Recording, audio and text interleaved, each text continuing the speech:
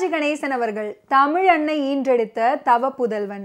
சிங்கம் என கலையுலகில் 50 ஆண்டுகளுக்கு மேல ராஜாவாக வலம் வந்தவர். உலக அளவில் இவரை போல சிறந்த நடிகரை, எல்லா பாத்திரமும் ஏற்று நடித்த நடிகரை பார்க்க முடியாது அப்படின்னே சொல்லலாம். படிக்கும் குழந்தைகளுக்கு கட்டபொம்மன் அப்படின்னா இவரு தான். கப்பலோட்டிய தமிழன் அப்படின்னா இவரு தான். போலீஸ் அதிகாரி அப்படின்னாலும் சரி, நாதஸ்வர கலைஞனானாலும் சரி, வேறு எந்த தொழில் செய்பவர் ஆனாலும் சரி, இப்படி தான் இருப்பார்கள் அப்படின்னு நம் கண்முன் நிறுத்திய ஒப்பற்ற கலைஞன். அவர் ஒரு நடிப்பு பல்கலைக்கழகம், சகாப்தம், இப்படி சொல்லிக்கிட்டே போகலாம்.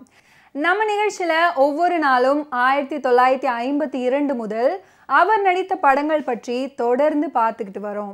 இதில் ஏதேனும் விட்டு போயிருந்தாலோ தவறு இருந்தாலோ அவற்றை சுட்டி காட்டினா இந்த நிகழ்ச்சி மேலும் சிறப்பாக அமைய உதவும்.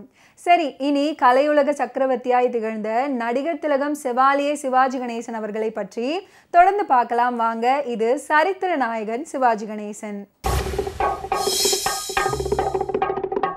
1954 சிவாஜி அவர்கள் நடித்து வெளிவந்த படங்கள் மனோகரா, இல்லற ஜோதி, அந்த நாள், கல்யாணம் பண்ணியும் பிரம்மச்சாரி, துளி விஷம், கூண்டு கிளி, தூக்கு தூக்கி, எதிர்பாராதது ஆகிய படங்கள். இவை தவிர மனோகரா ஹிந்தி மற்றும் தெலுங்கு படமும் அடங்கும். கதைப்படி ஒரு மன்னன் தனது மனைவியை ஒதுக்கி வைத்துவிட்டு ஆடல் அழகி வசந்த சேனையிடம் மண்டியிட்டு கிடக்கிறான். மகன் மனோகரன் தாயின் துயர் துடைக்க முயல்கிறாரு. இதுல சூழ்ச்சிக்காரி வசந்த சேனையை வடக்கே இருந்து வந்தவனாக கலைஞர் திரைக்கதை அமைச்சிருக்கிறாரு. தமிழ், தெலுங்கு என 2 மொழிகளிலும் ஒரே நேரத்தில் தயாரான இந்த படம் மாபெரும் வெற்றியை பெற்றுச்சு. ஒரு திரைப்படம் வெற்றி அடைவது மிகப்பெரிய விஷயமே கிடையாது. ஆனால் காலங்கள் கடந்தும் தலைமுறையை கடந்தும் பேசப்படுவது அப்படின்றது தான் சரித்திரம். சரித்திர படங்கள் எடுப்பார்கள், சாதனை புரிவார்கள். சாதனை செய்வதையே சரித்திரமாக்கிய படங்களும் உண்டு.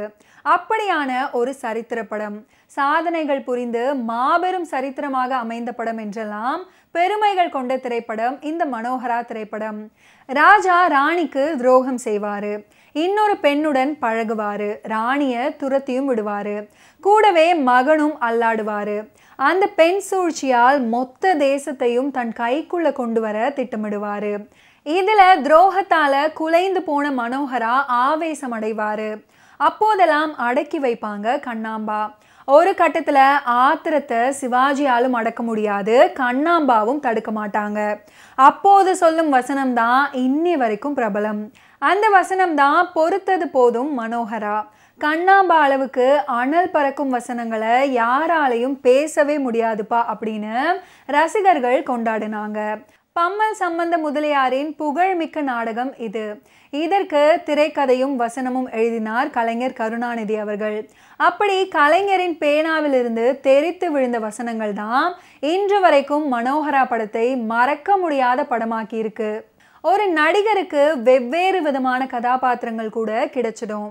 தப்பி தவறி நாயகிகளுக்கும் அப்படியான கதாபாத்திரங்கள் நிகழ்ந்துவிடும்.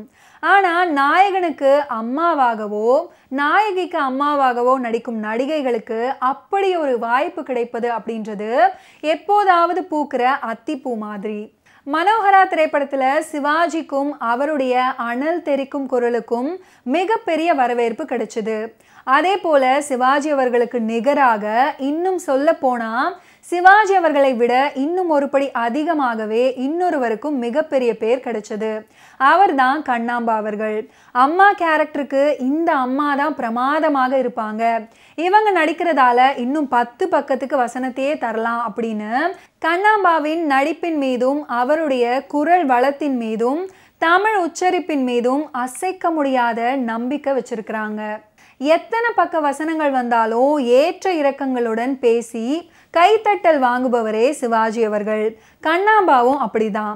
மனோகரா படத்தின் வசனங்களும் காட்சிகளும் அந்த காலத்துல தெரிக்க விட்டன. இந்த காட்சியில சிவாஜி அவர்கள் அப்ளாஸை அள்ளி இருப்பாரு. அடுத்த காட்சியில கண்ணாம்பா அவர்கள் ஸ்கோர் பண்ணிடுவாங்க. அச்சரம் பிசகாமல், அழகு தமிழை உச்சரிப்பு பிசகாமல், பாவம் மாறாமல், உணர்ச்சி பெருக்குடன் பேசி கர ஒலிகளை அள்ளிய கண்ணாம்பாவிற்கு தெலுங்கு தான் தாய்மொழி.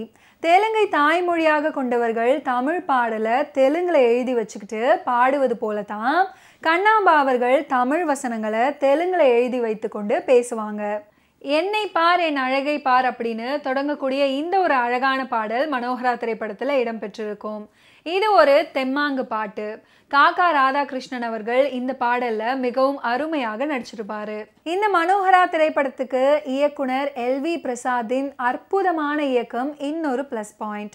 1952ஆம் ஆண்டு சிவாஜி அவர்கள் கலைஞர் கூட்டணியில வெளியான பராசக்தி எந்த அளவுக்கு தாக்கத்தை ஏற்படுத்துச்சோ அதை விட பல மடங்கு கரவொலியையும் வசூலையும் அள்ளிச்சு இந்த மனோகரா திரைப்படம்.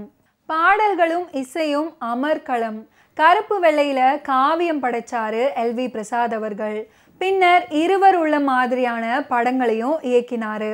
மனோகரா திரைப்படம் வெளியான முதல் நாள்ல இருந்தே எதிர்பார்ப்பை ஏற்றியது. வசனங்களும் சிவாஜி அவர்களுடைய நடிப்பும் பெரிதாக பேசப்பட்டுச்சு. அடுத்தடுத்த நாட்கள்ல அரங்கு நிறைந்த காட்சிகளாக ஓடுச்சு. ஒரு 100 நாள் படம் 125 நாட்கள் ஓடுச்சு. பல ஊர்களில் வெள்ளி விழாவை கடந்து வெற்றிகரமாக இந்த திரைப்படம் ஓடுச்சு. இந்த மனோகரா திரைப்படத்தை அடுத்து எத்தனையோ வெற்றி படங்களை கொடுத்தாரு சிவாஜி அவர்கள். எத்தனையோ படங்களுக்கு வசனம் எழுதினாரு கலைஞர் அவர்கள். மிகச்சிறந்த படங்களை இயக்கினாரு எல்வி பிரசாத் அவர்கள். 1954ஆம் ஆண்டு மார்ச் மாதம் 3ஆம் தேதி வெளியானது மனோகரா திரைப்படம்.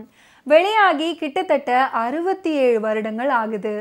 கலைஞர், எல்வி பிரசாத், சிவாஜி, கண்ணாம்பா கூட்டணியில் உருவான மனோகரா திரைப்படத்துக்கு வயசு இன்னும் ஏறவே இல்லை. அதோடைய மவுசும் குறையில. பொறுத்தது போதும் மனோகரா பொங்கி எழு அப்படின்ற வசனம் இன்னைக்கும் ட்ரெண்டிங்கில் இருப்பதும் கூட மற்றொரு சாதனை தான். ஓகே வியூவர்ஸ், இன்னைக்கு நிகழ்ச்சியில் நடிகர் திலகம் சிவாஜி அவர்களுடைய திரைப்பயணத்தில் நடந்த நிறைய இன்ட்ரெஸ்டிங்கான விஷயங்களை நம்ம பார்த்து தெரிஞ்சுக்கிட்டோம். தொடர்ந்து அடுத்தடுத்த எபிசோட்ஸில் சந்திப்போம். நன்றி, வணக்கம்.